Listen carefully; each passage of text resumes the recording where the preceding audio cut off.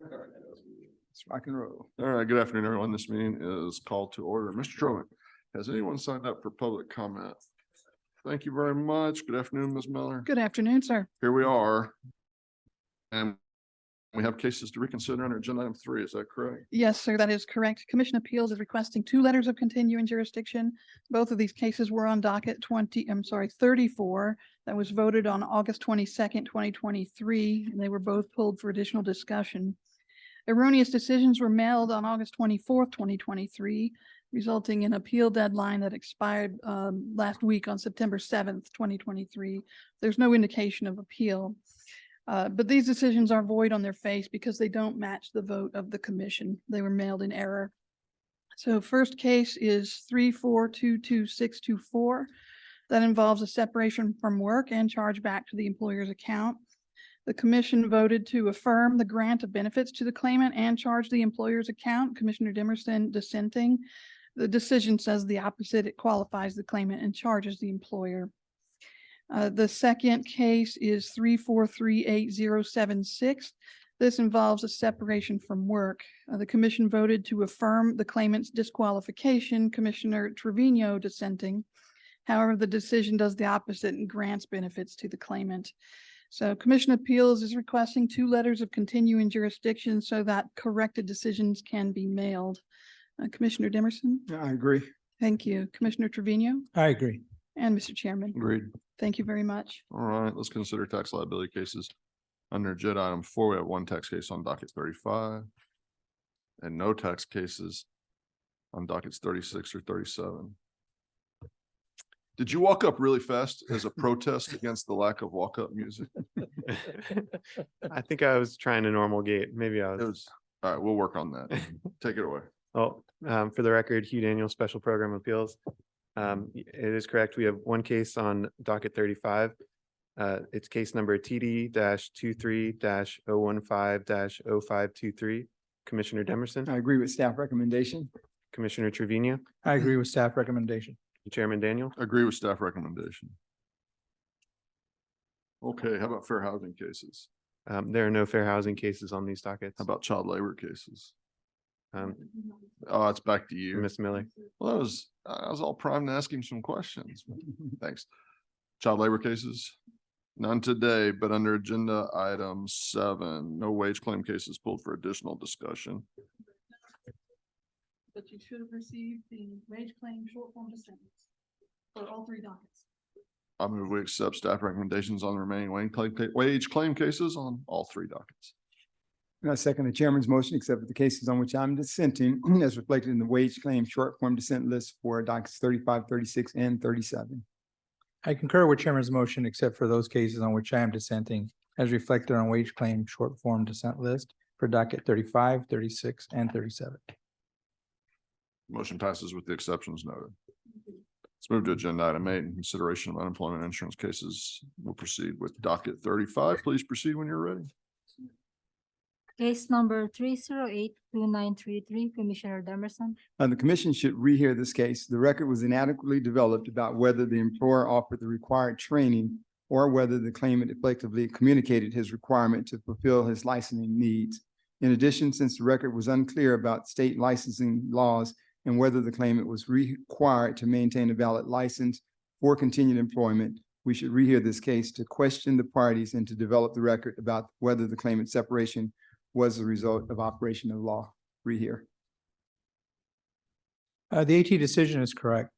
The claimant was discharged because he did not obtain his CDL license. Though the claimant was aware that he had to obtain his CDL license to remain employed, he could not complete the requirements because he had to receive driver training from someone with a CDL license, and the 2 employees who could provide the training to him refused to do so in a timely manner. The claimant requested assistance from a supervisor to get the other employees to train him several times throughout his employment, but no assistance was ever provided. Since the claimant was prevented from completing the training by the actions of the supervisor and other employees, the claimant was discharged for reasons other than misconduct. Affirm the AT, no misconduct, chargeback. Rehear. We will rehear the case. Case number 3312145, Commissioner Demerson. And the appeal tribunal decision should be affirmed. Regarding good cause, claimant's non-appearance can essentially be attributed to him not checking his mail. This is not a reason beyond the claimant's control, and as the appellant in this case, the claimant should have been expecting correspondence from the Texas Workforce Commission and, as a result, should have arranged for his mail to be checked. Accordingly, the claimant did not have good cause for his non-appearance. The remainder of the available record includes the employer's timely response, which states that the claimant quit to return to Texas and that work was still available. As such, the claimant quit without work-connected good cause. We should therefore affirm the AT decision. Claimant did not have good cause for his non-appearance, voluntary leaving, overpayment. The AT decision is not correct. The claimant missed the first AT hearing because he was working out of town at the time of the hearing notice was mailed, so he did not receive the notice until after the hearing date. Since the commission highly encourages claimants to return to work, and since the claimant's out-of-town work led him to missing the hearing, he had good cause for his non-appearance. Regarding the work separation, both the claimant's testimony and TWC's records established that he was laid off after he completed a temporary project for the employer and was not offered any further work at the time. The employer did not appear at either hearing to provide testimony. Therefore, we should reverse the AT. Claimant had good cause for missing AT1, no misconduct, no overpayment. Affirm the AT. Claimant did not establish good cause for AT1, voluntary leaving, overpayment. Short form dissent, ma'am. Case number 3370556, Commissioner Trevino. The AT decision should be modified. I agree that the claimant had good cause for failure to appear at the prior hearing, as she attempted to register for the hearing but was prevented from doing so by the system issues that were beyond her control. However, regarding the job separation, the evidence established that the claimant was discharged due to her attendance and that the claimant's final absence was due to a medically verifiable illness. The claimant provided notice to the employer of her absence and submitted medical documentation to the employer to request a leave of absence. The employer provided no evidence as to why the claimant's leave request was denied. Therefore, the weight of the evidence established that the claimant was discharged due to a medically verifiable illness, which does not constitute misconduct connected with the work. Modify the AT. Claimant had good cause for AT1, no misconduct, no chargeback, MVI, void adequate response. We should modify the appeal tribunal decision. First, I do not contest the good cause issue. Concerning the job separation, although the claimant was on final warning for absences, the claimant continued to accrue attendance points in violation of the employer's policy. Since the claimant was aware of the employer's rules regarding absences at the workplace, the claimant's failure to adhere to the employer's attendance procedures was mismanagement of her position of employment. As such, we should modify the AT decision. The claimant established good cause for missing the AT1 hearing, misconduct, no chargeback, sever adequate employer response. Modify the AT. Claimant established good cause for AT1, misconduct, no chargeback, sever adequate employer response. Short form dissent, ma'am. Case number 3441873, Commissioner Trevino. The AT decision is not supportable. The claimant never refused to perform any job duties. A resident submitted a maintenance request for a clogged toilet. However, the claimant, a director, was busy resolving an altercation with two other residents. She properly delegated the maintenance request to another employee who successfully fixed the issue. Later, the executive director asked the claimant in a meeting if she would plunge a resident's toilet if asked. The claimant said no because she did not think that it was part of her job duties and because she thought the question was a joke. The claimant had no prior warnings and was unaware of her response could lead to her discharge. There is no evidence that the claimant failed to ensure residents' maintenance requests were resolved in a timely manner. The claimant's response to a hypothetical question was not insubordination, and the employer's secondhand hearsay evidence is sufficient to prove that the claimant violated any policy, employer policy. Reverse the AT, no misconduct, void chargeback. We should modify the appeal tribunal decision. The claimant was terminated when she refused a reasonable employer request to complete a maintenance task. Although the claimant alleged that the requested task was not part of her job description, the claimant had acquiesced to performing maintenance-related duties throughout the course of her employment. Since the claimant had previously consented to performing maintenance-related tasks, her refusal to perform the work was mismanagement of her position of employment. As such, we should modify the AT decision, misconduct, void the chargeback ruling.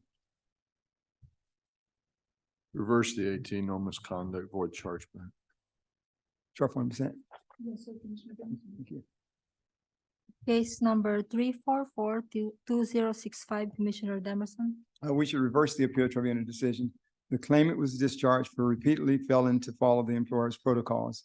The final incident involved the claimant's failure to read certain disclosures to clients while on calls. This was a non-complicated task that the claimant should have been able to carry out. By failing to carry out his assigned duties after receiving prior warnings for similar behavior, the claimant mismanaged his position of employment. In the absence of testimony from the claimant, the employer has met its burden of proving that the claimant was discharged for misconduct connected with the work. We should reverse the AT decision, misconduct, no chargeback, adequate employer response. The AT decision should be affirmed. The claimant was discharged for failing to adequately perform his duties. The claimant worked for the employer for 5 months and never demonstrated the ability to consistently perform the job duties to the employer's satisfaction. Therefore, the employer has failed to establish that the claimant was discharged for misconduct connected with the work. Affirm the AT, no misconduct, chargeback. Reverse the 18, misconduct, no chargeback, adequate employer response. Short form dissent, ma'am. Yes, sir. Case number 3463637, Commissioner Trevino. The AT decision is not supportable. The claimant provided credible and consistent testimony under oath in which he denied that he told other employees not to listen to the lead. The employer also alleged that he violated the employer's policy by discussing his pay with other employees, but the discussion of pay is a protected labor practice. The employer's allegations were vague, and there was no specific allegation that the employees were discussing pay while on the clock, or that the complainant knew such discussions violated any employer policy. As such, the employer's secondhand hearsay evidence is insufficient to prove that the claimant was insubordinate, harassed other workers, or violated any lawful employer policy. Reverse the AT, no misconduct. The appeal tribunal decision should be affirmed. The AT was in the best position to gauge the credibility of the parties and its conclusion that the claimant was insubordinate by encouraging other employees to disregard the instructions of the lead is supportable. Indeed, the employer stated that the claimant was telling other employees not to listen to the instructions of the lead. Since the weight of the credible evidence establishes that the claimant was actively undermining the authority of the lead, his actions constituted work-connected misconduct. We should therefore affirm the AT decision, misconduct. Reverse the 18, no misconduct. Short form dissent. Case number 3463789, Commissioner Demerson. The appeal tribunal decision should be affirmed. The claimant was fired for a physical altercation at work. The altercation culminated with the coworker pushing the claimant and walking away, only for the claimant to catch up with the coworker to push him back. Instead of catching up to the coworker who had already walked away, the claimant should have reported the incident to management or human resources per policy. The employer's policy also states to never attempt to confront an associate. Moreover, the employer considered the incident a policy violation severe enough to warrant immediate termination. As such, the claimant's actions constituted misconduct connected with the work. We should therefore affirm the AT decision, misconduct, no chargeback. The decision is not supportable. A coworker instigated the altercation with the claimant by hitting the claimant's hand and then pushing her when she bent down to move a box aside. The claimant then pushed the coworker back. While the employer discharged the claimant for alleged violating its policies prohibiting all physical altercations in the workplace, the employer did not appear for the hearing and did not present any evidence to indicate that they also discharged the coworker for instigating the physical altercation. Since there is no indication that the employers discharged the coworker who started the altercation, Commission Precedents Appeal Number 87-10609-10-6019867 clearly establishes that the claimant must have been discharged for reasons other than misconduct connected with the work. Reverse the AT, no misconduct, chargeback. Affirm the AT, misconduct, no chargeback. Short form dissent. Case number 3468077, Commissioner Demerson. We should reverse the appeal tribunal decision. The claimant was discharged for engaging in inappropriate and aggressive behavior towards her supervisor in front of coworkers and guests. In the absence of testimony from the claimant, the employer has met its burden of proving that the claimant mismanaged her position of employment and was discharged for misconduct connected with the work. We should reverse the AT decision, misconduct, no chargeback, adequate employer response. The AT decision is supportable. The employer's testimony and evidence only indicated that the claimant was fired for being aggressive after receiving a warning. The claimant denied having inappropriately in her fact-finding statements to the commission. It is understandable for an employee to be upset regarding the receipt of a warning, especially when they do not agree with the warning or believe that it to be fair or it to be unfair, so long as the response is within a reasonable limits. This is not considered misconduct under commission precedents. The employer's secondhand hearsay testimony and the evidence regarding the claimant's alleged behavior lacks specificity and is insufficient to support a finding of misconduct connected with the work. Affirm the AT, no misconduct, chargeback.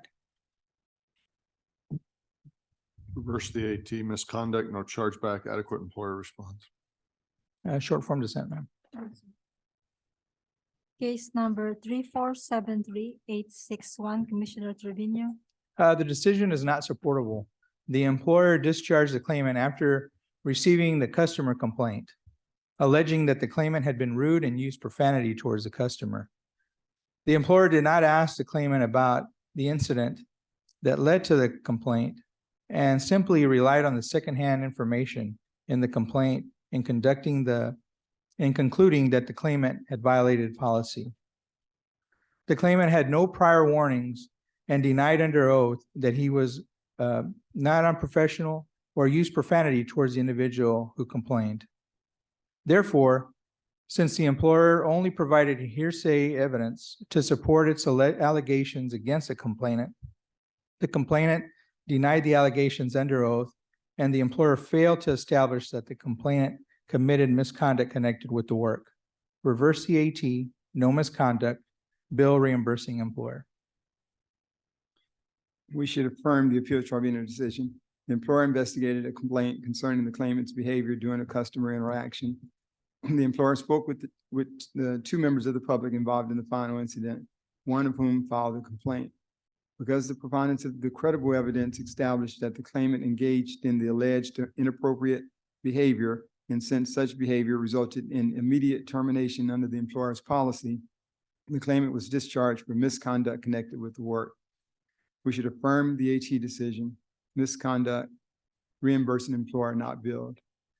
In the alternative, if my fellow commissioners believe that the employer has not met its burden of proving misconduct, we should rehear this case before rendering our decision. The employer was unable to present the claimant's supervisor as a witness because he was unavailable for the hearing. Despite the employer's requesting a continuance for the testimony from this firsthand witness, among other reasons, the hearing officer denied the employer's request. Thus, because the employer was not allowed to present all of the relevant evidence it intended due to unforeseen circumstances, we should rehear for testimony from the employer's firsthand witness.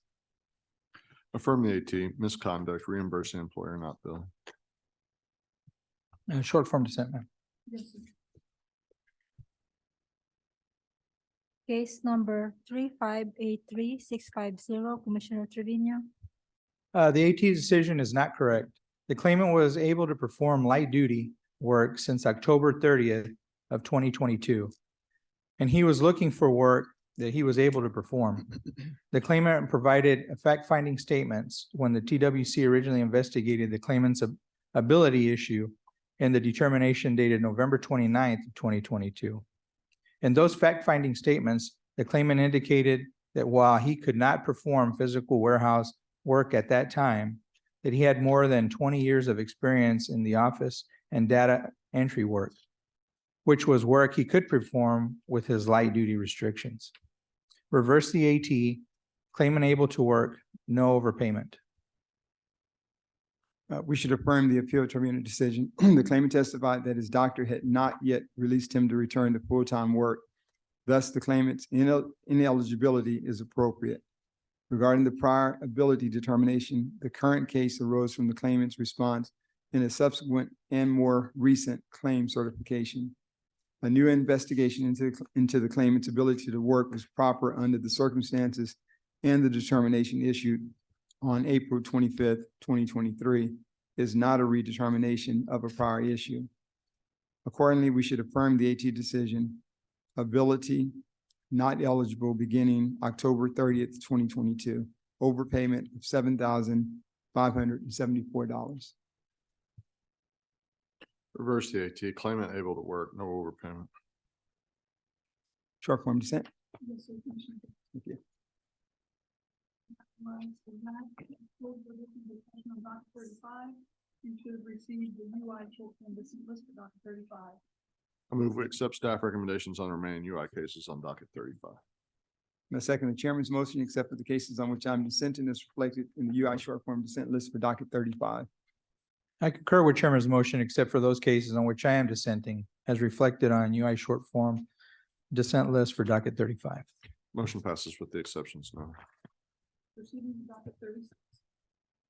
Case number 2682530, Commissioner Demerson. The employer's CA appeal should be deemed timely. In this case, should be remanded to the appeal tribunal. Neither party was afforded the opportunity to cross-examine the other.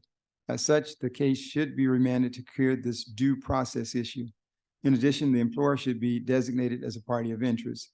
We should therefore deem the employer's commission appeal as timely, designate the employer as a party of interest, and remand the case for the reasons so stated. In the alternative, since the job separation in this case ultimately stemmed from circumstances surrounding the COVID-19 pandemic, I could also agree to qualify the claimant for benefits and protect the employer's account from charge under a disaster analysis. Additionally, as stated before, the employer should also be designated as a party of interest. So accordingly, we should deem the employer's CA appeal as timely and modify the AT decision, no misconduct, no chargeback, designate the employer as a party of interest. The decision should be modified. I won't dispute the recommendation to deem the employer's appeal timely. However, regarding the job separation, the evidence clearly showed that the employer fired the claimant for simply sending an email expressing some concerns about COVID-related safety protocols being followed. The employer did not indicate any other issues with the claimant's performance or that the claimant committed any misconduct connected with the work.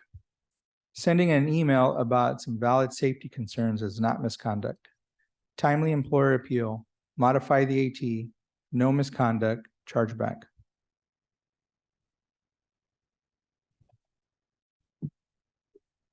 Timely commission appeal, modify the AT, no misconduct, chargeback, employer as a party of interest.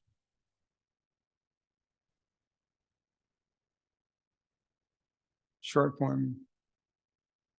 Yes, they differ, they agree with you on the PI and Yeah. differ on the rest. Yeah. I'm short form on the chargeback issue. Yes, sir. Yes, thank you. Case number 3177967, Commissioner Demerson. The commission should grant a rehearing in this case. In its appeal to the commission, the employer states that it responded to the notice in question in a timely manner. Should therefore rehear this case to allow the employer an opportunity to submit evidence that its timely protest. The AT decision should be affirmed. The employer filed a late response to the notice of initial claim because they were not checking their mail. The employer provided no firsthand testimony regarding the receipt of the notice of initial claim.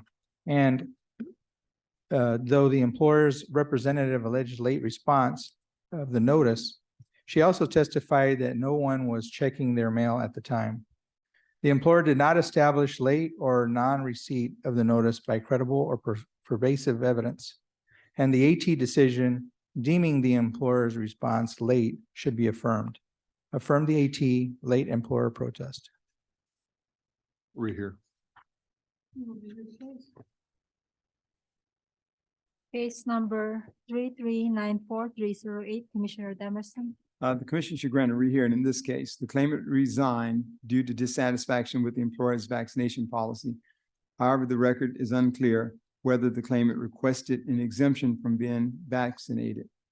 The record should therefore be further developed on this issue. Accordingly, we should rehear the case to obtain testimony from the parties as to whether the claimant requested or submitted an exemption from the employer's policy. Alternatively, since the employer was under federal contract requirement regarding COVID-19 vaccinations, I could support a no voluntary leaving, no chargeback decision. The decision is not correct. The employer informed the claimant that the employees who were not vaccinated for COVID-19 by 12/8/21 would not be allowed to continue working for the employer. No other alternatives for keeping her job were communicated to the complainant. The employer implemented this vaccine requirement after the governor's executive order prohibiting such vaccine mandates. Therefore, the claimant had good cause to leave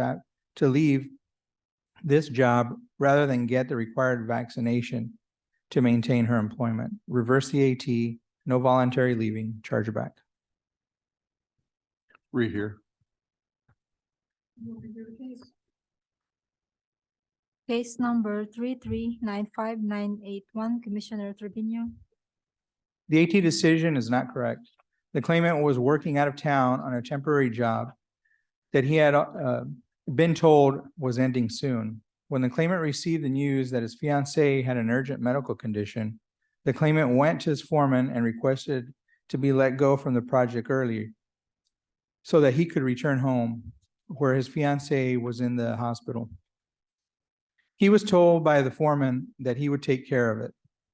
The claimant relied on the foreman's word and believed that he had been laid off early from the job. Therefore, the claimant was discharged for reasons other than misconduct connected with the work. Reverse the AT, no misconduct.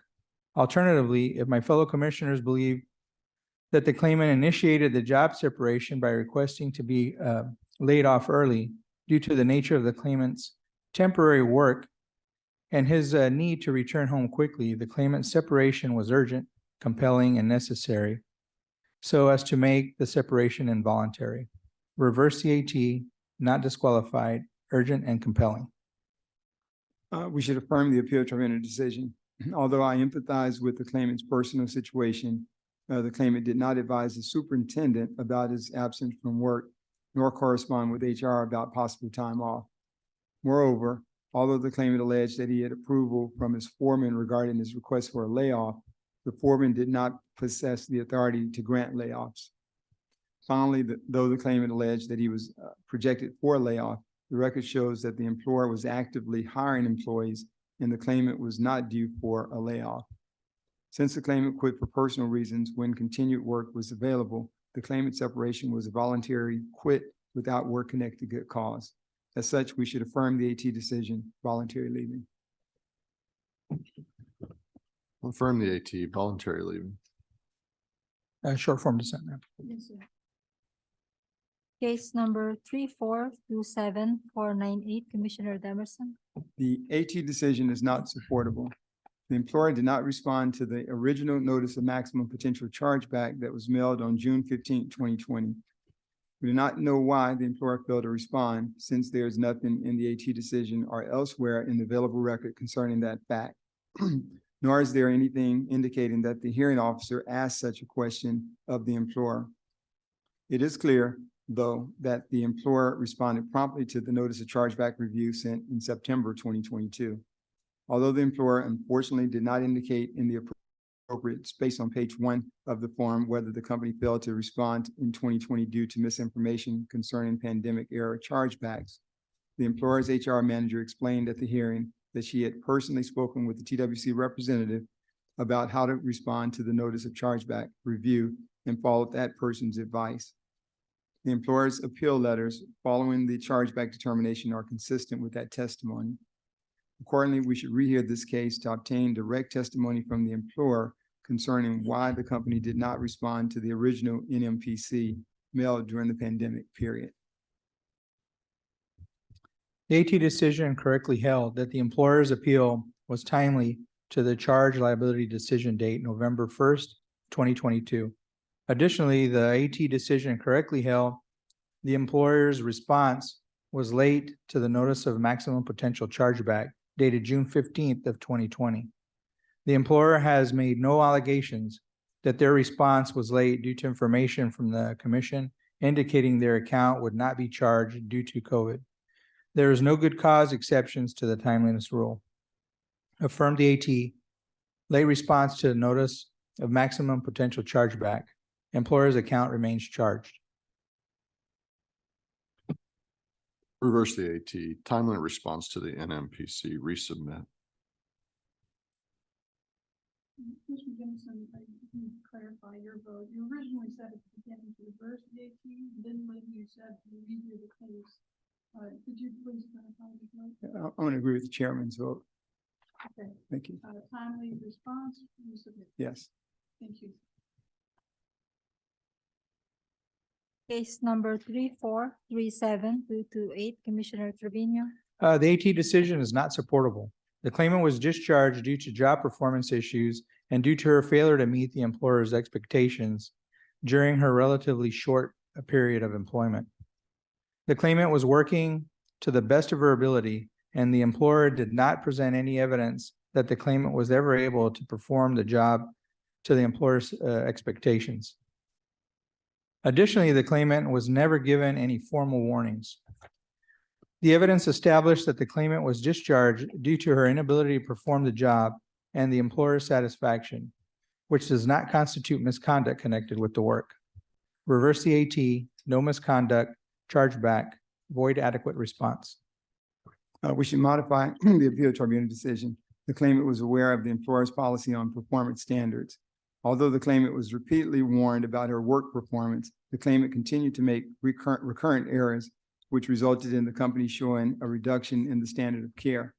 Since the employer's policy provided for open communication and interaction with supervisors to rectify matters relating to job performance, the claimant's repeated failure to follow the employer's work-related instructions was mismanagement of her position of employment. As such, we should modify the AT decision, misconduct, no chargeback, sever adequate employer response. Reverse the AT. No misconduct. Chargeback. Void adequate response. Short form dissent. Case number 3443032, Commissioner Trevino. The AT decision is not supportable. The underlying issue in this case is whether the claimant worked customary full-time hours. This case involves the issue of validity of claim and therefore falls within the exception to the timeliness rule in Rule 32I1. Reverse the AT, timely appeal, and resubmit. All right, the AT decision is not supportable. This case involves a late appeal from the terminations holding that the claimant was ineligible for benefits during certain weeks due to working his customary full-time hours.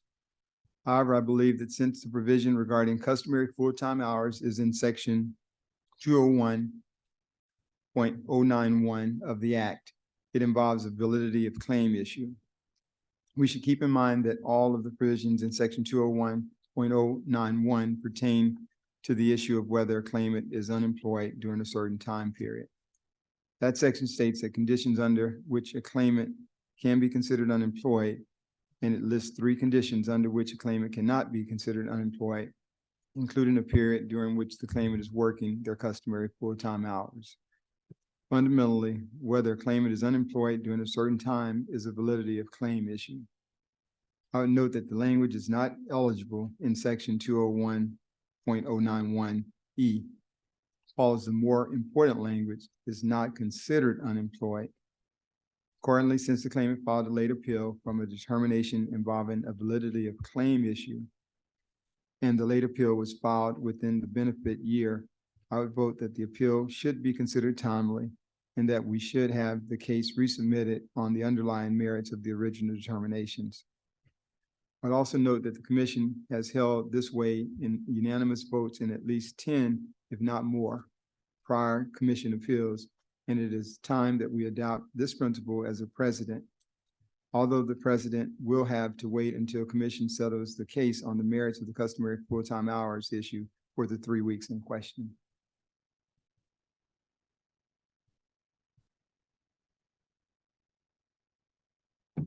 I concur with Commissioner Demerson.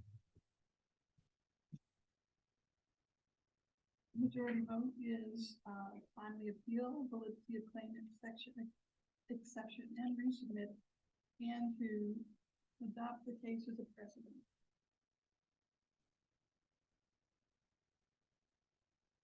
And principal time committee, we don't need to decide.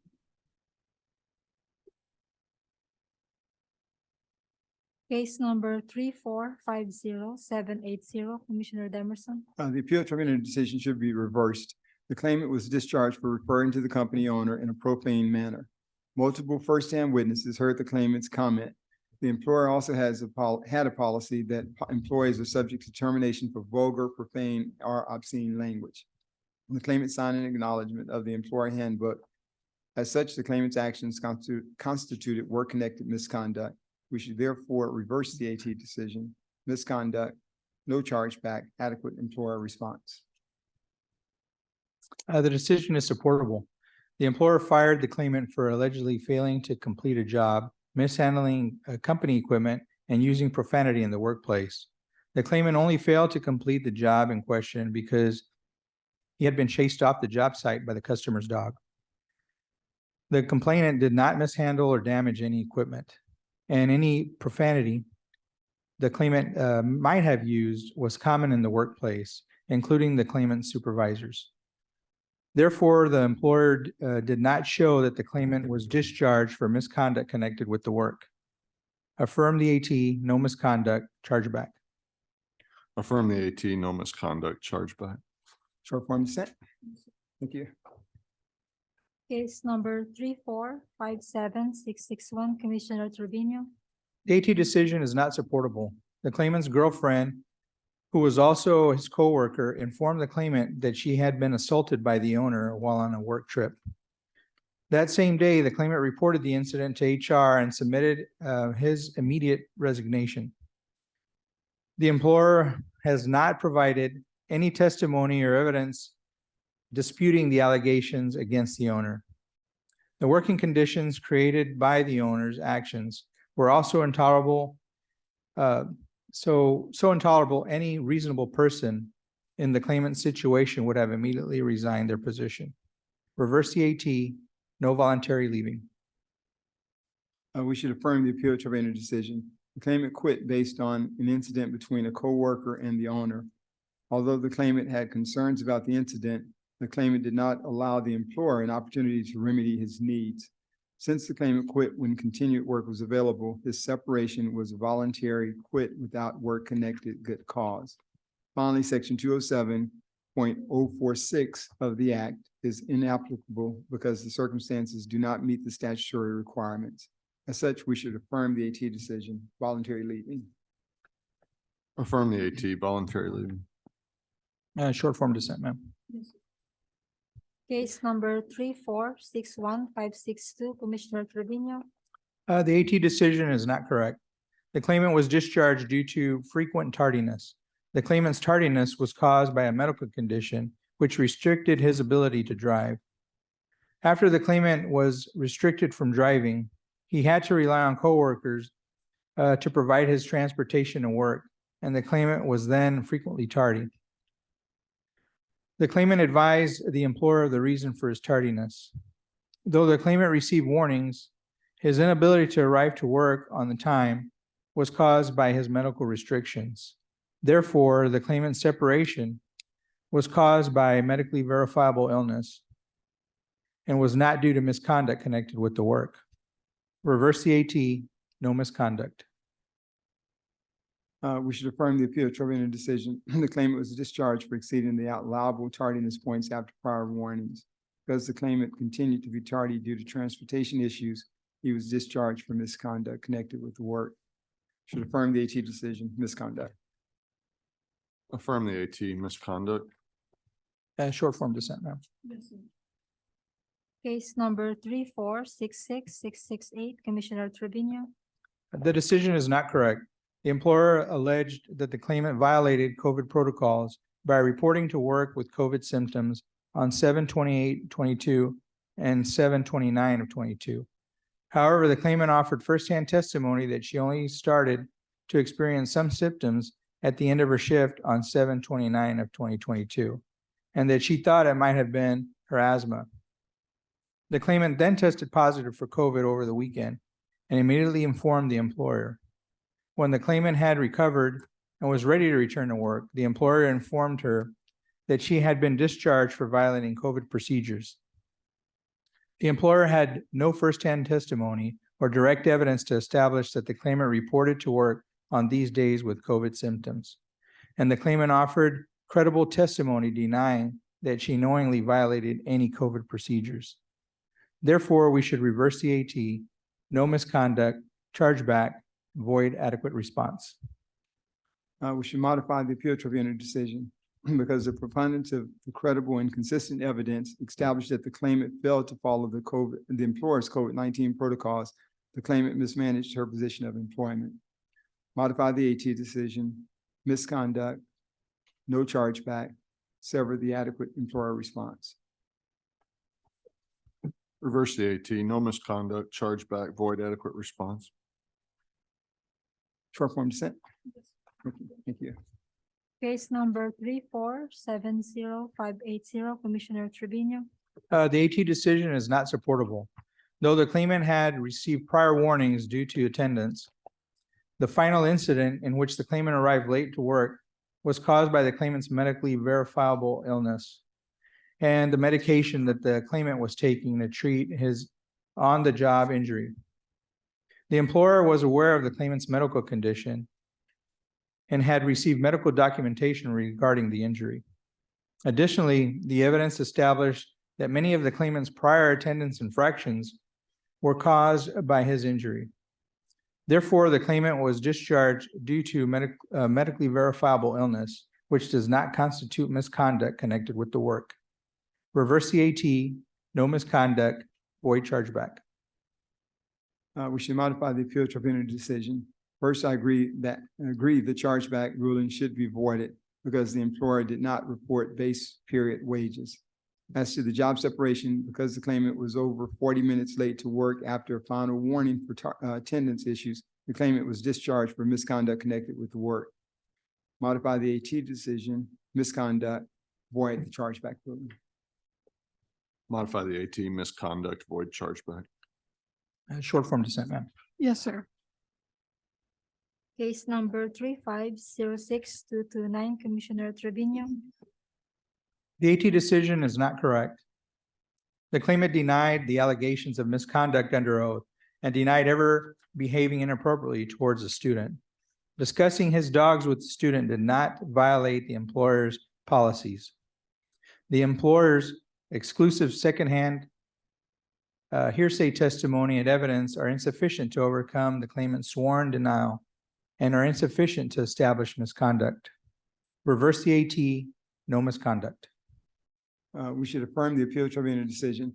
One day after the claimant was placed on a final warning for unprofessional behavior, he again engaged in inappropriate behavior with the students. Specifically, he was giving commands to students as though they were untrained dogs. Thus, the claimant mismanaged his position of employment, and we should affirm the AT decision, misconduct. Rehear for firsthand employer testimony. We have not yet achieved a majority vote. I agree with, Sorry. let me hold off and see what Commissioner Trevino rules. Yeah, we still don't have a majority vote yet.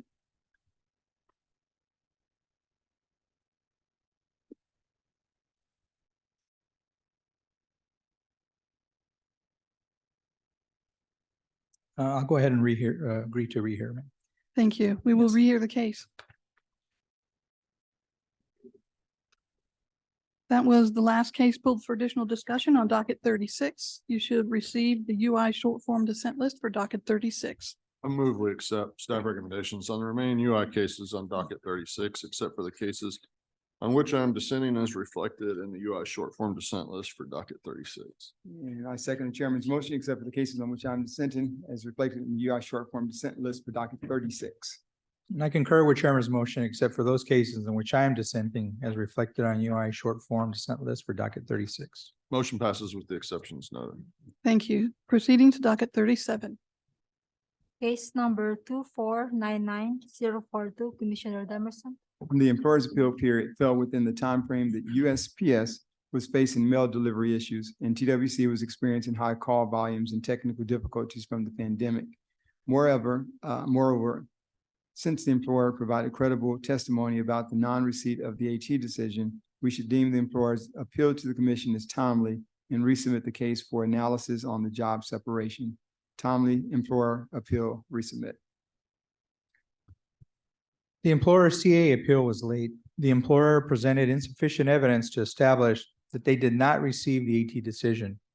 The employer appeared at the AT hearing and then did not appeal the decision for over a year. The employer also did not allege that any difficulties in contacting the commission or other pandemic-related issues caused their late appeal. Dismiss the employer's CA appeal as late, no misconduct, chargeback. Timely commission appeal resubmit. We will resubmit the case. Case number 3366364, Commissioner Trevino. The decision is not correct. Regarding the timeliness issue, the claimant filed a timely appeal to the initial determination on 9/27/21. Therefore, the AT decision dismissing the claimant's appeal as late should be reversed. Regarding the merits of the case, the evidence established that although the claimant initially submitted a work search log for the week ending in 8/28/21, that only listed 2 work searches when she was required to make 3. The claimant submitted the timely amended work search log that clarified that she had applied for 2 separate positions with the second employer listed. Therefore, the claimant made the required 3 work searches for the week. Accordingly, we should reverse the AT. Timely claimant appeal. Claimant eligible for extended benefits beginning 8/22/21, no overpayment. Would agree with that. The AT decision is not supportable. The claimant filed a timely appeal on the merits of the extended benefits eligibility issue. The claimant's weekly claim certification for the benefit week ending August 28, 2021 satisfied the requirement that she make at least 3 job contacts each week. The evidence shows that she applied for 1 job with an employer on August 23rd, 2021, and for 2 different positions with the county government employer 2 days later. The fact that she applied for 2 different county positions within 1 application does not mean that she made only 1 job contact. If she filed the application as she testified, that means that she could have been hired for job 1 or for job 2 or for jobs 1 and 2, in which case she would have had to choose between the 2 different county jobs. In any event, the evidence shows that she made 3 job contacts that week and was not ineligible for extended benefits. Since she was eligible during the week in question, the overpayment associated with the ineligibility should be voided. Accordingly, we should reverse the AT decision, hold the claimant's appeal timely. The claimant was eligible for extended benefits beginning August 22nd, 2021, and void the overpayment. Reverse the AT. Timely claimant appeal. Claimant is eligible for extended benefits, no overpayment. We have majority vote that the claimant wins on all issues. Just to clarify your vote, Commissioner Jimerson, you said the void, the overpayment, the majority vote is to reverse it. The effect is the same for the party. Okay, Thank you. thank you. Case number 3429715, Commissioner Demerson. We should reverse the appeal tribunal decision. The employer the only party at the AT hearing, provided credible testimony that the claimant's separation arose from his disrespectful behavior towards a general contractor at the employer's job site. When taken in conjunction with the employer's policy against insubordination and the claimant's acknowledgement of the policy, the claimant's conduct was mismanagement of his position of employment. As such, it reversed the AT decision, misconduct, no charge back, adequate employer response. The AT decision is correct. The claimant's comment to the general contractor of either, I guess today is the day, or alternatively, today is not the day, was not disrespectful or insubordinate. The employer's vague testimony and the evidence was insufficient to prove that the claimant's actions rose to the level of misconduct connected with the work.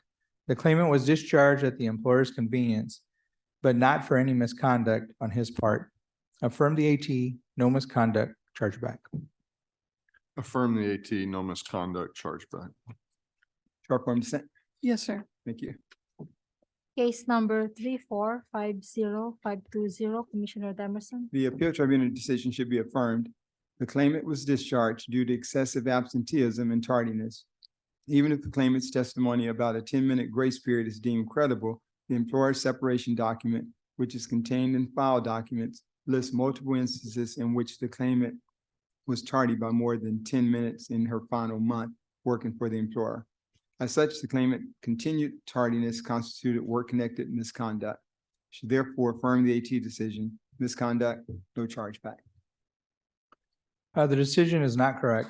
The employer fired the claimant after she was 5 minutes late to work because she was unable to find a parking spot near the store. The claimant provided sworn firsthand testimony that there was a 10-minute grace period policy for such tardiness. The employer did not appear for the hearing and did not present any evidence to refute the claimant's contention that her late arrival fell within the 10-minute grace period. Therefore, the employer did not carry its burden showing that the claimant was discharged for misconduct connected with the work.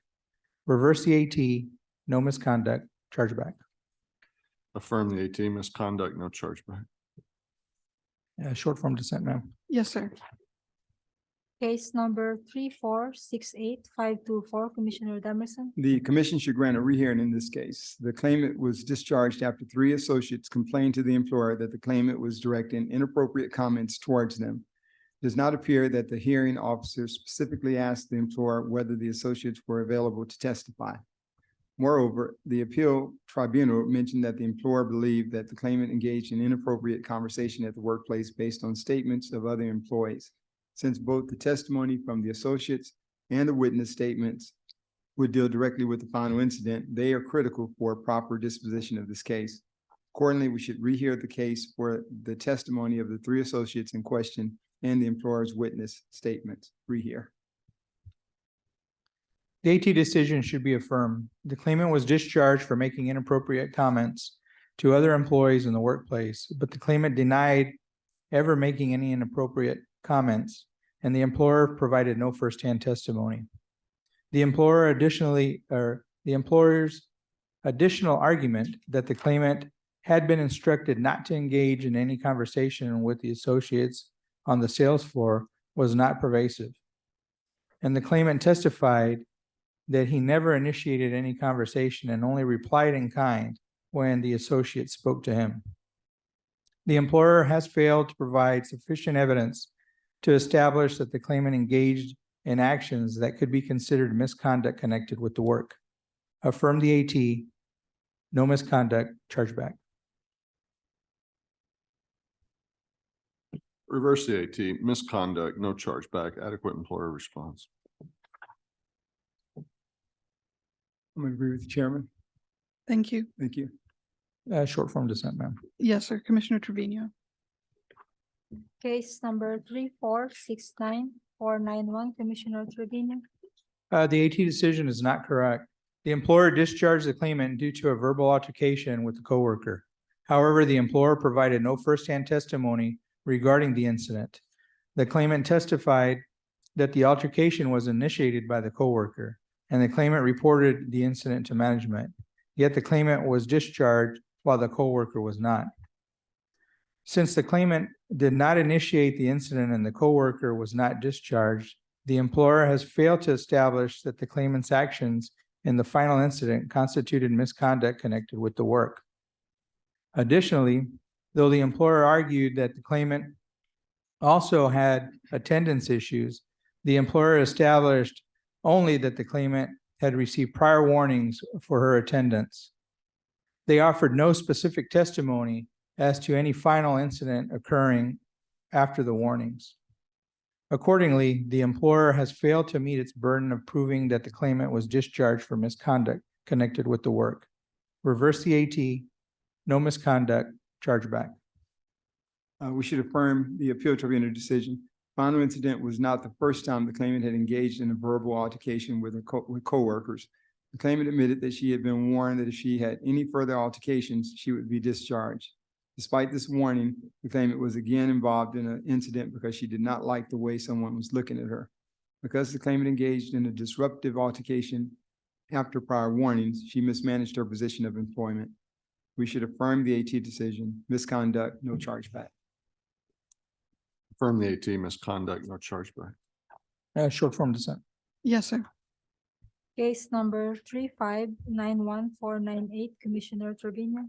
The decision is not supportable. Although the claimant has an ongoing medical condition which limits his mobility, he was consistently maintained that he was able to work as long as the job does not require him to do excessive amounts of walking or standing. The claimant does not have any current medical restrictions. Even if the claimant were to need some light duty restrictions to perform the types of jobs as he is seeking, this does not mean that he is incapable of working full time. Therefore, we should reverse the AT and find that the claimant was able to work beginning 4/16 of 23. In the alternative, we should at least modify the AT and reinstate the initial determination that closed the ineligibility effective 6/3 of 2023. Great. First part of that, we should reverse the appeal tribunal decision. The claimant may have some medical restrictions, but they do not prevent him from performing full-time work in areas in which he has prior experience. Thus, we should reverse the AT decision, ability eligible beginning April 16th, 2023.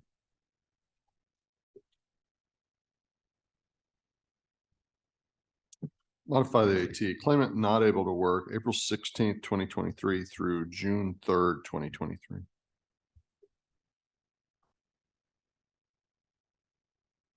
We have majority votes on both of your options, sir. Which one would you like? I'll agree with Commissioner Demerson. We'll reverse the ability and eligibility. Claimant is eligible for work. Short form dissent. Thank you, sir. And that was the last UI case pulled for additional discussion on docket 37. You should have received the UI short form dissent list for docket 37. I move we accept staff recommendations on the remaining UI cases on docket 37. Now, I second the chairman's motion, except for the cases on which I'm dissenting is reflected in the UI short form dissent list for docket 37. And I concur with Chairman's motion, except for those cases in which I am dissenting, as reflected on UI short form dissent list for docket 37. Motion carries. Thank you very Thank much. you. This brings us to the end of agenda items 1 through 8. We'll pause for a moment to get ready for the rest of the meeting.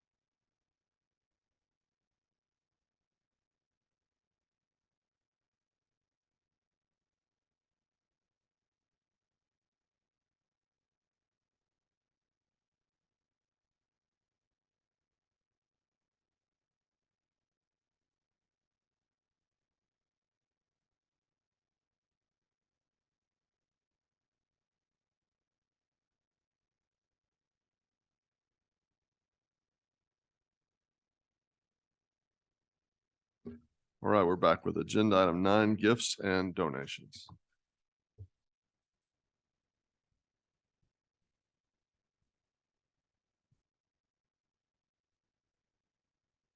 Good afternoon. How are you? I'm fine, thank you. I am Jennifer Turner, and I'm here to present gifts and donations for your review and approval on behalf of the Office of General Counsel. State law allows TWC to accept donations of money, services, and property that further the lawful objectives of the agency, as long as the donation is not prohibited by law. State law and commission policy require gifts and donations over $500 each to be accepted by the commissioners in an open meeting with the donors' names, amounts, and donation purposes entered into the public record. All donations for the applicable period were for employee and event expenses covered by third parties. 6 employees took 6 trips paid for by 5 separate entities. The donations have been presented to Mr. Cerna, our executive director, for review and initial acceptance. His acknowledgement and approval is provided in the meeting packet, which is also in the public record. And we ask that you approve the gifts and donations as presented. Comments or questions? None here. And none here. Is there a motion? I move that we approve the acceptance and acknowledgement of gifts and donations to the Texas Workforce Commission as presented today by staff. I second the motion. We're unanimous. Thank you. This is agenda item 10, fiscal year 2024 operating budget.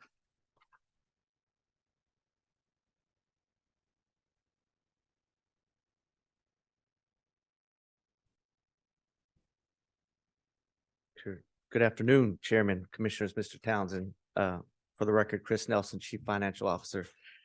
Last summer, the commission approved TWC's legislative appropriation request, which has been adopted as part of the General Appropriations Act following the 88th regular legislative session. Today, I'm bringing modifications to the 2024 GA amounts as part of our 2024 operating budget that we will submit in November to the Legislative Budget Board. Before you and for your approval is a proposed operating budget in the amount of $2,673,512,231, which is $126 million higher than the GAA amounts. This difference is largely driven by increases in federal grants above what we projected last summer, which include childcare, unemployment insurance, WIOA, and the RESEA programs and their respective strategies. Along with the requested increase in funding is an increase in the FTEs above our cap of 4916.5. So we're requesting an FTE limit of 4,925.5, which is 36 above our FTE limit in the GAA. This is due to high appeals activity, and so we'll be submitting a request to exceed these 100% federally funded positions after your approval. Or subject to your approval. On the last page, you will see there's a work request management fee that TWC will charge to cover its operating cost for administering the Purchasing for People with Disabilities program. TWC is requesting a 4.5% work request management fee to cover its operating cost. That concludes my comments. I'd be happy to answer any questions. Any comments or questions? Because I continue to appreciate the briefing that you and the team provide. So, Yeah, and I just wanted to take this opportunity to thank you, Chris, and your staff for all the hard work you did in preparing the operating budget. Thank you. Is there a motion? I move that we approve the Texas Workforce Commission 2024 operating budget as recommended today by staff. I second the motion. Thank you. Motion carries. We're unanimous.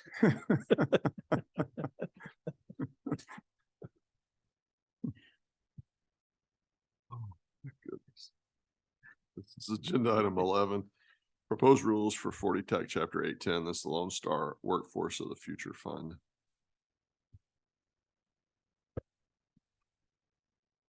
Good morning, Chairman Daniel, Commissioner Trevino, Commissioner Demerson, Mr. Townsend. For the record, I'm Colin Bradley with the Outreach and Employer Initiatives Division. Commissioners, before you today is for consideration for your approval is the proposed rule creation of Chapter 810 Lone Star Workforce of the Future Fund.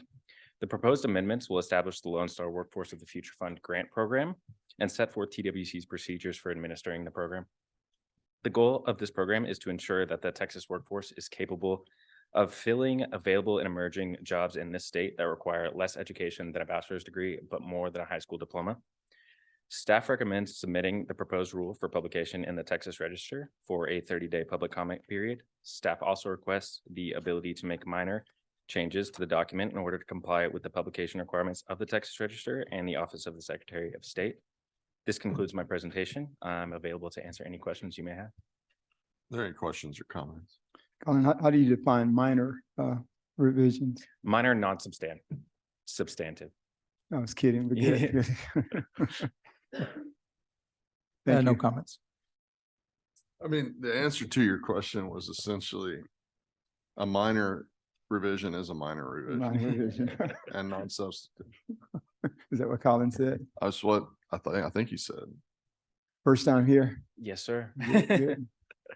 Well, we should have had better questions. He was ready, He prepared. was on point. And then Commissioner Somebody- Commissioner Trevino's giving him a pass over there. They gave me a pass my first time. That's very fair. Is there a motion? Let me find it here. Yes. I move that we approve the proposed amendments to 40 Texas Administrative Code, Chapter 810, Lone Star Workforce of the Future Fund for publication in the Texas Register and public comment is recommended today by staff. I second the motion. Motion carries. Thank you. Thank you. Good And job. thank you for sticking around till I said motion Yeah. carries. I practiced a couple times.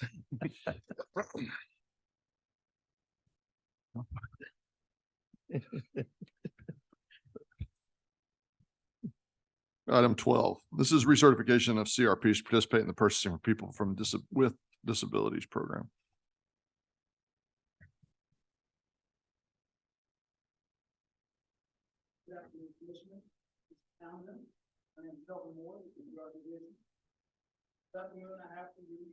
Consideration and possible action, 3 CRPs that are applying for recertification, continue participating in the purchasing from people with disabilities program. All 3 CRPs meet the requirements for recertification and are paying minimum wage or higher to provide services. Staff recommends the recertification of the following 3 CRPs listed in the discussion papers. Open Wings Independent Living Incorporated, Houston, Texas. Goodwill Industries of Central East Texas Incorporated, Lufkin, Texas. Nueces Center for Mentally Health and Intellectual Disabilities, Corpus Christi, Texas. With that, I can answer any questions you may have. Any comments or questions? None here. None here. Is there a motion? I move that we approve the recertification of the following community rehabilitation programs to continue participation in the purchasing from people with disabilities program is recommended today by staff. As mentioned, Open Wings Independent Living, Goodwill Industries of Central East Texas, and Nueces Center for Mental Health and Intellectual Disabilities. I second the motion.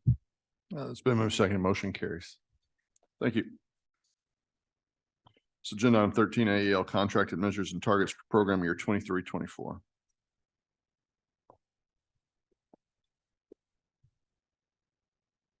Good afternoon, Chairman Daniel, Commissioner Dimerson, Commissioner Trevino, and Mr. Townsend. For the record, Mahalia Baldini, Workforce Development Division. This afternoon, I'm here to present you with the Adult Education and Literacy Program Year 23-24 contracted measures and performance-based funding criteria as outlined in your notebook materials. The first issue for consideration is contracted measures. Your notebook materials outline these measures and targets, including participant enrollment, measurable skills gain, and exit-based outcomes. Table 1 in your notebook materials reflects the participant enrollment targets, which include both the negotiated targets, which are reflective of the cost PERS in relation to this year's allocation, as well as any carry forward targets in relation to any 22-23 balances. Tables 2 and 3 in your notebook materials reflect targets required by respective federal and state authorities when it comes to measurable skills gains and our exit-based measures. The second issue for your consideration is performance-based funding criteria. The program year 23 allocations are composed of a 2% holdback. In order for our grantees to be able to access this 2% holdback, they must first meet the commission-approved performance-based funding criteria. So for the program year 23-24, we have two performance-based funding criteria we would like for the commission to consider. The first criteria is rapid enrollment, which encourages our grantees to meet their participant enrollment targets at 60% before December 31st. And the second measure has to do with our accelerated measurable skills gain, which incentivizes early attainment of measurable skills gains for our customers by the end of March. This concludes my remarks, and I'm happy to answer any questions that you may have. Any comments or questions? None here. None here. Is there a motion? I move that we approve the adult education and literacy contracted measures and performance-based funding criteria for program year 2023 through 2024 as described in the discussion paper presented by staff. I second the motion. It's been moved second, the motion carries. Thank you. Thank you. It's agenda item 14, board nominations.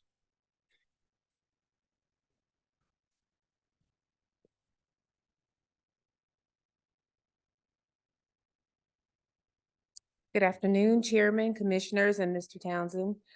For the record, Cherie Dudley with Workforce Development. Today, for your consideration, we have Workforce Board nominations for Cameron County, South Texas, Tarrant County, Heart of Texas, Golden Crescent, Middle Rio Grande, North Texas, and Panhandle. Staff recommends approval on the presented nominees, and I'm here to answer questions you may have. Any comments or questions? None here. None here. Is there a motion? Move that we approve the local workforce development board member nominees presented today for the following: Workforce Solutions, Cameron County, South Texas, Tarrant County, Heart of Texas, Golden Crescent, Middle Rio Grande, North Texas, and Panhandle, as previously stated.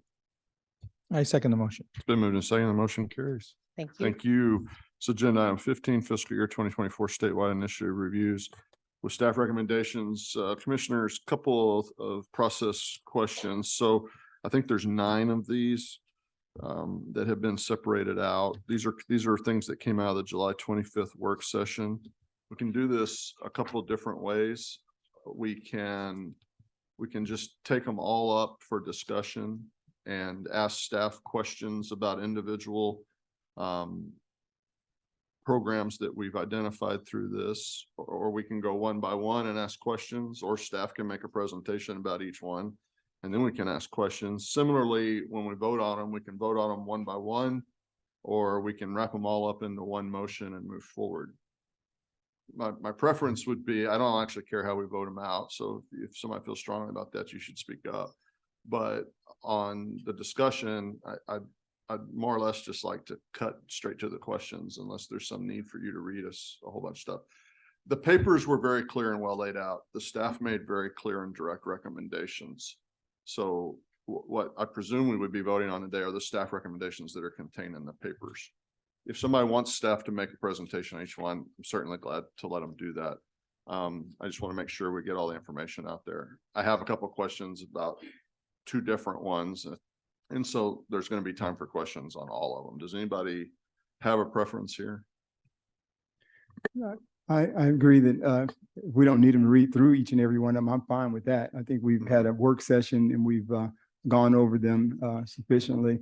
If we have questions, we have an opportunity to ask questions, but then I think just taking them and moving on the ones that we're in support of, or if we're going to take individual ones and move it that way, that works for me. Yeah, I would just, like y'all said, and I have them presented like we've already talked about it, but I would like to go by the discussion paper so I can keep it in. That is a very reasonable request. Yeah, for my comments. All right, well, we'll take them up in the order that the discussion papers are. Do you want to do a motion at the end of each discussion paper? Or do them all at the end? Do you have a preference on that? Does anybody have a preference on that? Is it easier to dispatch with them as we go? It's probably easier. That's Okay, easier. Yeah. we'll do that. All right, so the first one we're going to take up is a workforce strategy for rural Texas. Staff has some recommendations laid out here in their discussion paper. Are there any comments or questions on this one? None for me. I have just a few regarding the rural workforce working group. I understand that bringing work group member nominations before the commission for approval will delay the process a few weeks. However, I feel that it will keep the work group consistent with the process of all other work groups and advisory committees. For example, the child care work group and the PPD and AEL advisory committees, et cetera.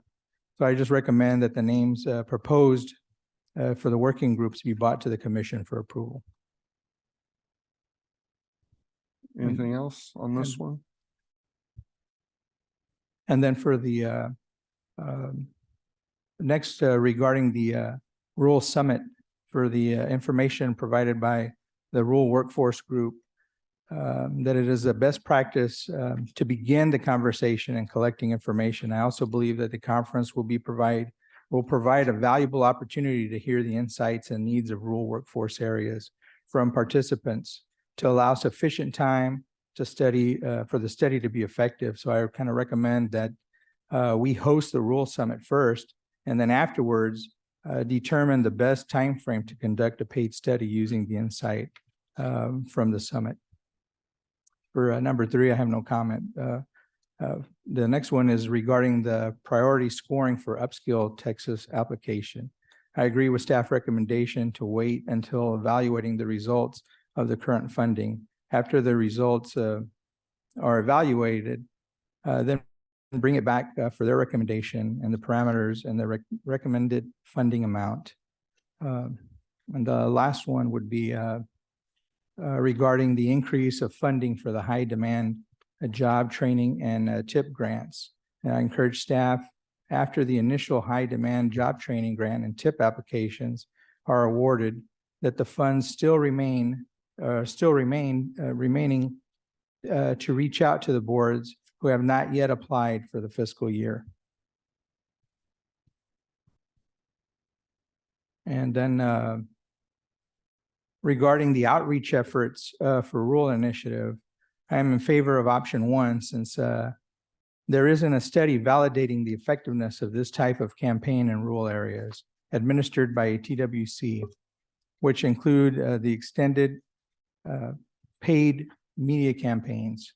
After the small paid media campaign is launched, then the data will show whether an extension is needed.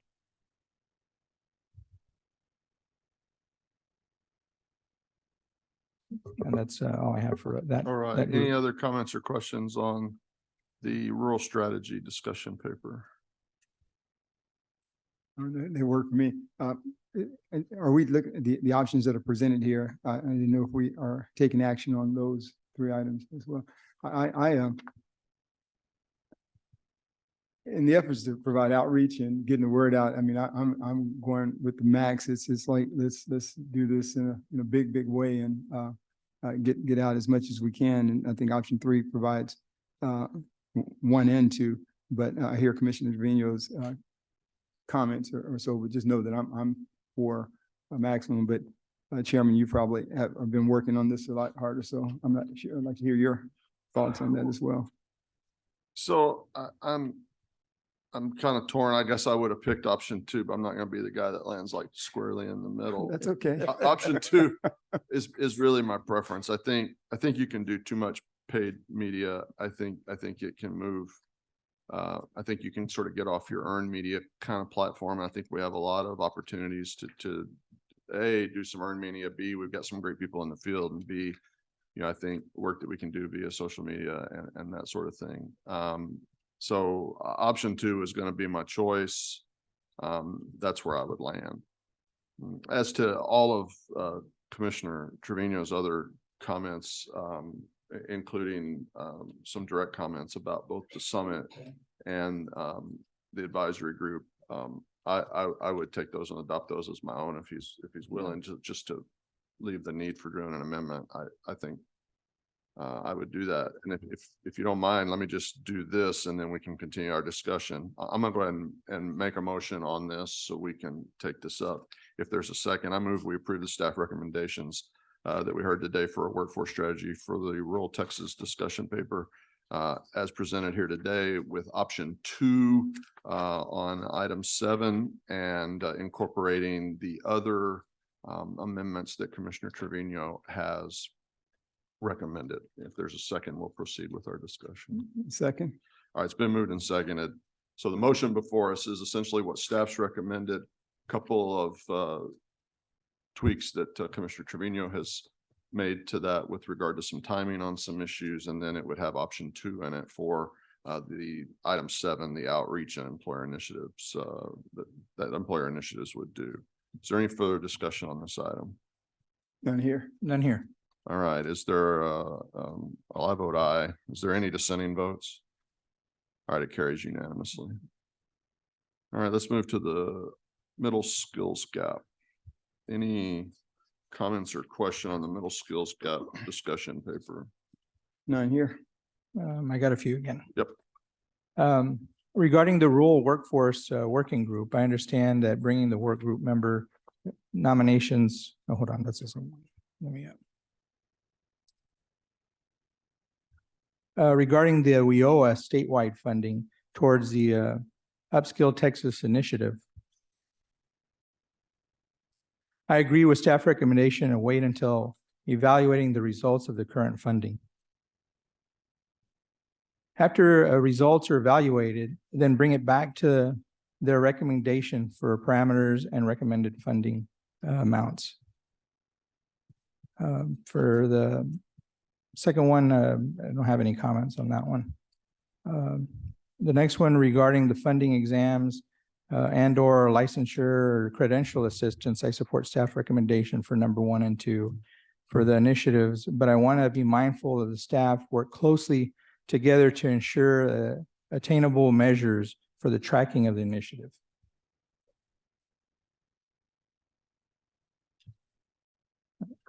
For I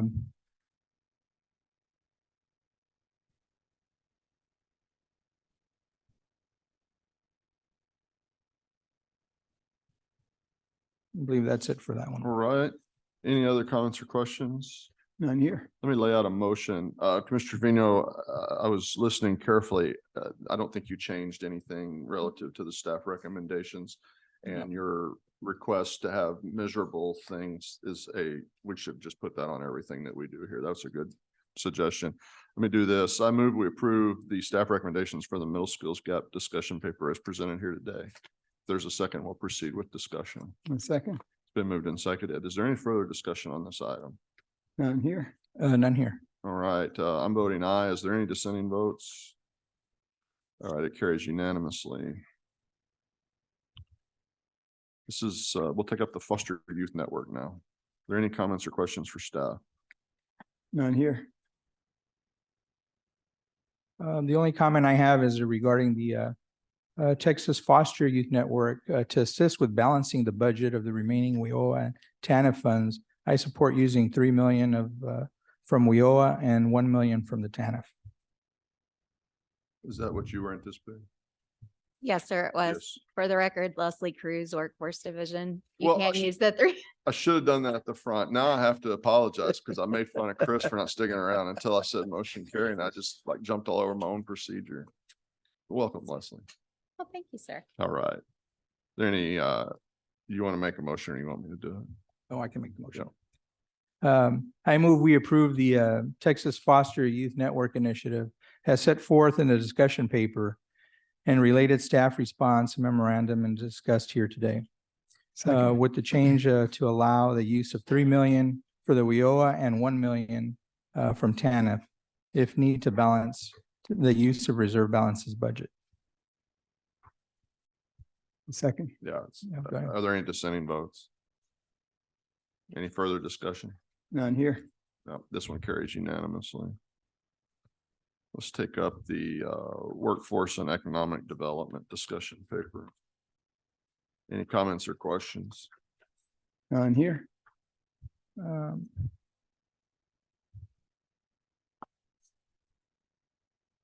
So regarding number 3, regarding the recommendation to create a statewide working group to gather best practices, as earlier, as I mentioned, I recommend that names of the proposed work group be brought to the commission for approval.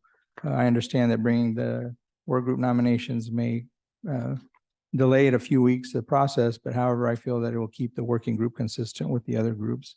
As I mentioned before, for example, the childcare, PPD, and the EAL advisory, et cetera. For the outreach plan, including strategies to ensure the employees regarding the outreach campaign option, I suggest beginning with option one. Staff recommended for allotting 10,000 in-house development. Then in the future years, if there's money available, we can have the data to support the expansion of that campaign. All right, any other comments or questions? None here. I don't object to either one of your suggestions. Okay. Let me offer a motion. I move we approve the staff recommendations for the Workforce and Economic Development discussion paper as presented here today to incorporate Commissioner Trevino's suggestions. Is there a second? Before I second, let me make sure. So option one is $10,000 on the outreach campaign options. And then option two is 100,000 to 500,000. That seems like a big jump. So, It is, but I think there's some vendor contracts in there. And I think if I heard Commissioner Trevino correctly, and I'll let you speak for yourself, but what I heard was, let's do what's suggested under option one. If we get the success we're looking for, we'll come back and revisit this and put some more resources into this to get it out there. And that's actually a prudent response. I think we have a lot more expertise in-house than we probably think we do on this. I think this is a good way for us to figure that out. okay, yeah. Yeah. Makes sense. Couldn't have put it better myself. Thank you. All right. All right. Is there a second? Second, Is there any further discussion? Any dissenting votes?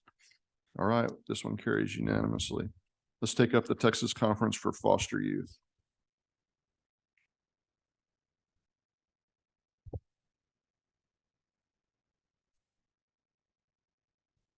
Any comments or questions? none here. None here. Make a motion. Yes.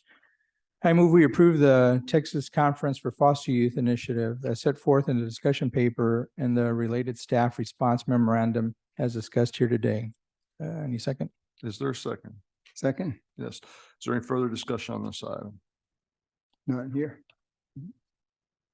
And I just want to clarify for the record that when he said as presented here today, it is as presented in the meeting notes here today. That paper was well defined and it makes staff recommendations. It's been moved and seconded. Are there any dissenting votes? Hearing none, this one passes unanimously. Let's take up esports as a STEM program. Any comments or questions? None here.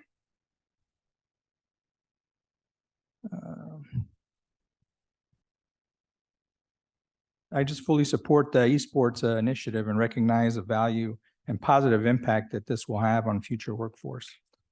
Right. I have a couple questions. Of the original $500,000, how much of that have we awarded?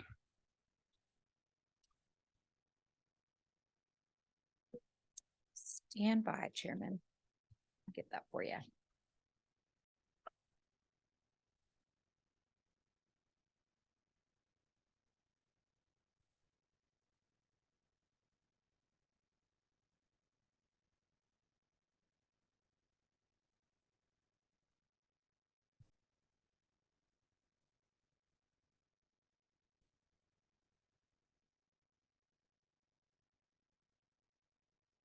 I'm going to ask Sandra Williams if she has that information on the total awards.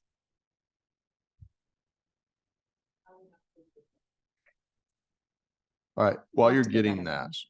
also get this information for me. What types of activities that we've awarded funds for? What types of activities that we intend to award funds for? And then the third question is like, what results have we already seen from the grant awards we've made from the original $500,000? Chairman, I can answer on what we've seen so far. Those grants just started, so we do not have any data as of yet. I believe the first quarter reporting is going to be due at the end of this month, so we should have data after that. All right. And then, okay. And then, and the types of activities, you can tell me that when you tell me the funding. Yes, sir. What, so there was another recommendation in here from staff to fund a study about esports. I think you had asked for $300,000 to do that. Tell me a little bit more about the study and what we're hoping to learn from the study. Let me answer that, Go ahead. answer some of that as well. So esports right now is an initiative that's over in the governor's office, their film and music office, gaming office, and the like. And so there's a lot of talk about esports right now. Actually, it's going to be an Olympic sport, and it's going worldwide. And so trying to inventory the assets, finding out what's out there in regards to this whole venue is where we were going research and analysis of the impact and what that's going to mean here in Texas. A lot of employers that are out there in that space, a lot of Texas citizens. And so as we study things like AI and study initiatives like this, making sure that we're just not out there guessing, this will actually allow us to really quantify, qualify, have a place where we have valuable information that will allow us to propel forward in the future. So and this is up to $300,000. It's not 300,000 solid, but a report along those lines. I think even if it were, it's probably money well spent. Commissioner, I would say this. I'm skeptically supportive of this initiative because I'm not exactly sure what we're trying to get at. And much like Upskill Texas, I hesitate to be for putting more money into grant awards until we kind of know what we've done with the awards. And furthermore, I would love to see the results of the study before we dedicated more funding to this. You know, if you guys just want to press forward with more money, I'm not going to put up any kind of fight. I think anything we can do to help youth kind of get on a career, you know, like we should be doing that. And my understanding is that staff recommends that we put this over in our youth initiatives and we treat it like we treat the other youth initiatives. And I'm definitely for that. I guess I'm just in a wait and see mode on more grant money. I'm 100% enthusiastically supportive of of the idea that we would do a study to kind of see where we are and what we want to do that. And I think $300,000 is a great not to exceed threshold. That's just where I am. Yeah. And again, if we want to just press forward with the way staff recommended it here today, then that's what we'll do. I'm not going to object to that. I'm just saying that I think I would prefer we set the new funding aside, do the study, see what we get, and then try to be more directed with the second round of funding. Yeah. But let's proceed with our discussion and find out where we are. Yeah, and we had discussed, we talked about the fact that this study, I think we're all asking the same question, you know, what are the results or so, as Leslie said, the results are not there just yet, and wanted to really take this opportunity. We know it's something that's coming along, that's something of the future and the like, and so we decided to kind of the team decided to kind of press ahead. My big deal was 300 for the research and the analysis. And the other side is we're already doing it. Let us jump in here and do it again. So that was the thought behind that. Okay, good discussion. Let's go ahead and get a motion on the table so we can try to move forward here. So I move that we approve the esports as a STEM program initiative as set forth in the discussion paper. I second the motion. It's been moved second. Is there any further discussion? All right, are there any dissenting votes? Okay, well, motion carries. Let's take up the re-entry conference. Any comments or questions? Comments, I'll comment on this real quick. The re-entry conference, I think we have a GRACE conference coming up. This is our second one in Arlington, if I'm not mistaken. And there was discussion around the agency, they're doing this again and the like. And so after talking with the team, I think this is very important for employers that are looking at those with looking at second chance and re-entering into the workforce. This was an opportunity for us to look at those organizations that have a vested interest in this area, not taking it on at the staff level, but allocating money that's out there. I think it's about an estimated cost of about $30,000 with an organization that would be supportive of these efforts so that we don't lose the momentum of that GRACE conference that's taking place for the second year. The first year, amazingly successful. The second year, we're hoping the same, but there are organizations out there that will probably do this again.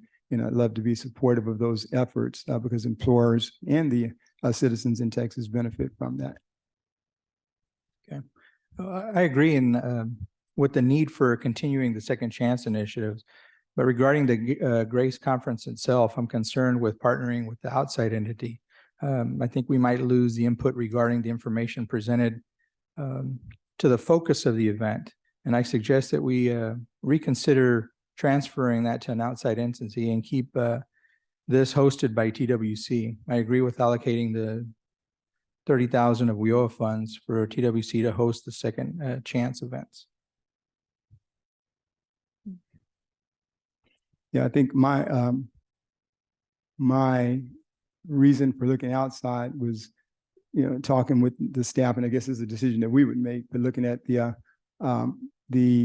amount of work staff already had on the plates, conferences and the like is why I pretty much said, well, if we're overworked on this side or we have a lot on the plate here, it's not that they couldn't do it, but there may be a need to do that outside so that it pushes forward in that regard. But I guess the team will do whatever we want. And so I'm not hard set one way or the other. My push was basically trying to relieve the staff in a sense on the TWC side. That's where I was going there. Okay.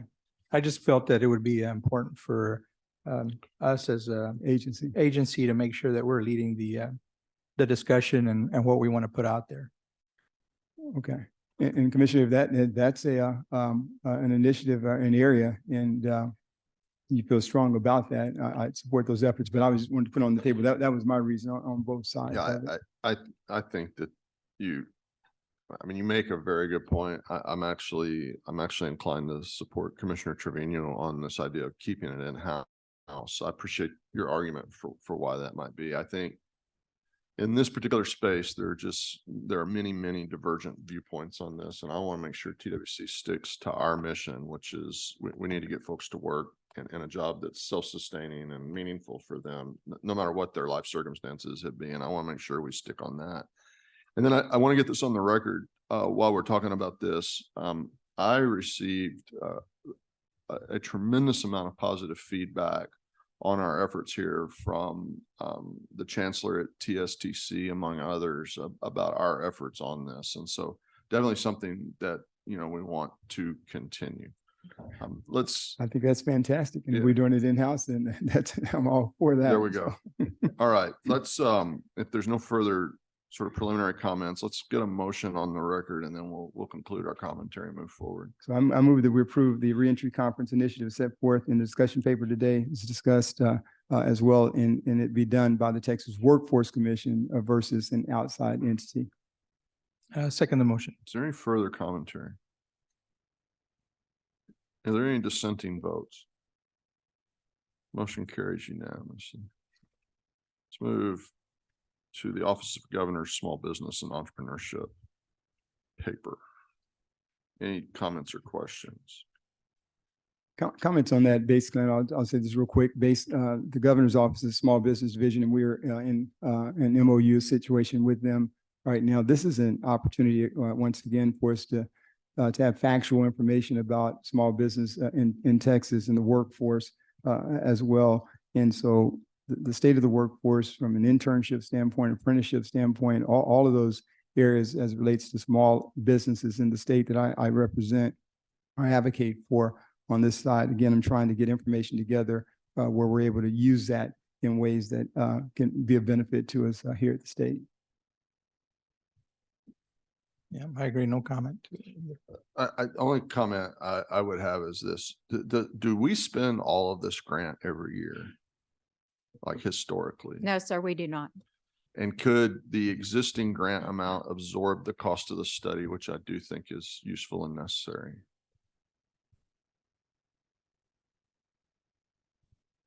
I hate to give, I agree with the need for the study. I hate to give more money to a grant when the grant's not expending the total amount.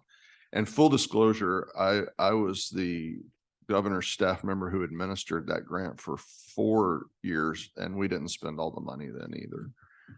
Chairman, I actually was the staff member on the governor's team who initiated that when here at the Workforce Commission when it first started.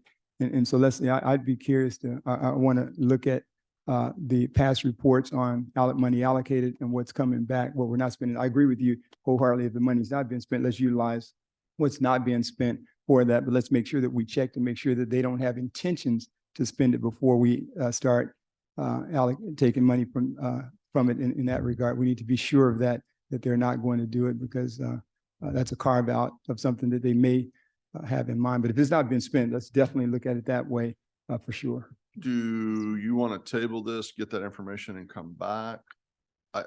No, I don't want to table it. I think Okay. if we're basically saying that the money's unspent, then let's look at that. But we will probably need to have a conversation because you're going to need to ask them if it's going to be spent before we assume that it's not. This is new money that we're talking about.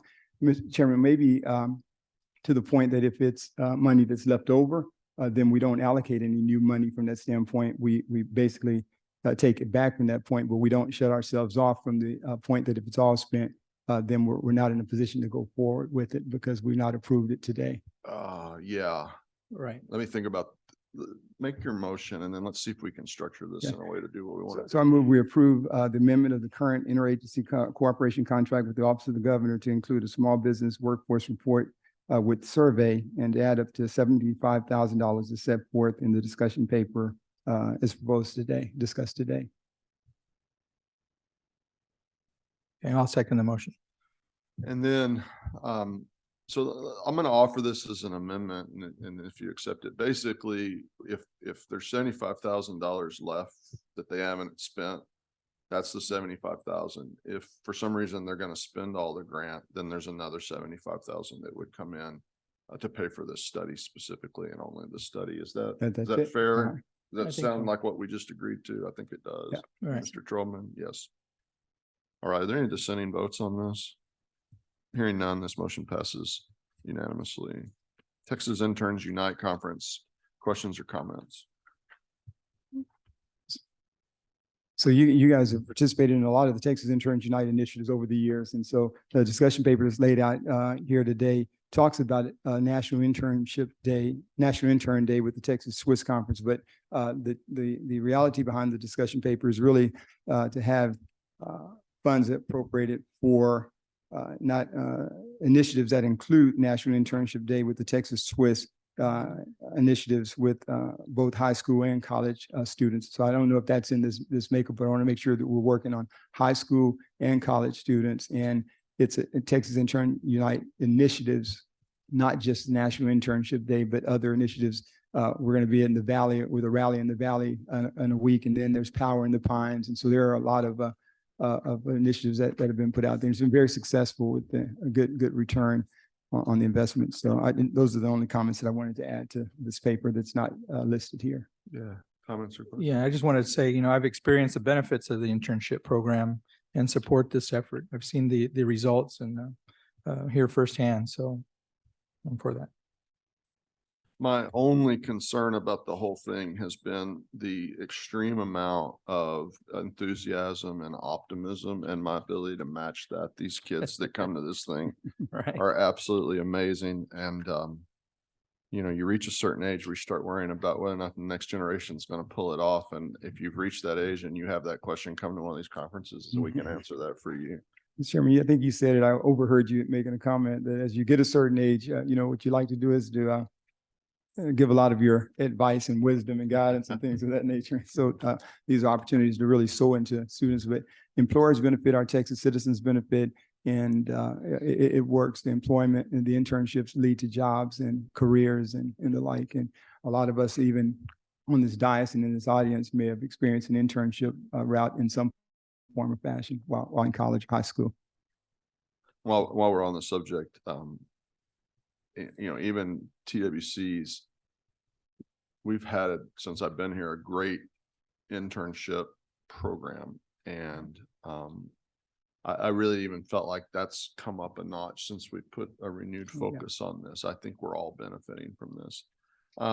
If there's no further preliminary discussion, we can put a motion on the record and then proceed with that. I move that we approve the Texas Interns Unite initiatives that include the National Intern Day with the Texas Swiss Conference and other initiatives with both high school and college students. I second the motion. Is there any further discussion? None here. Any dissenting votes? This one carries unanimously as well. Leslie, thank you. Thank you, sir. Is there an executive director's report today? Good afternoon, Chairman. Yes, we have one report from Eric Holen on the weekly benefit amounts for the unemployment insurance program. Good afternoon. For the record, Eric Hall on unemployment insurance. I have an update relating to changes in the unemployment insurance weekly benefit amounts, or WBA, that for new initial claims with an effective date on or after October 1st, 2023. The changes have no effect on existing claims. In accordance with Texas Labor Code, Chapter 207.002, the minimum and maximum weekly benefit amounts are set based on the Labor Market Information Department's analysis of Texas average weekly wage and covered unemployment for the preceding calendar year. For 2022, LMI calculated that the average weekly wage was $1,333.88, an increase of $70.76 or 5.6% over the preceding calendar year.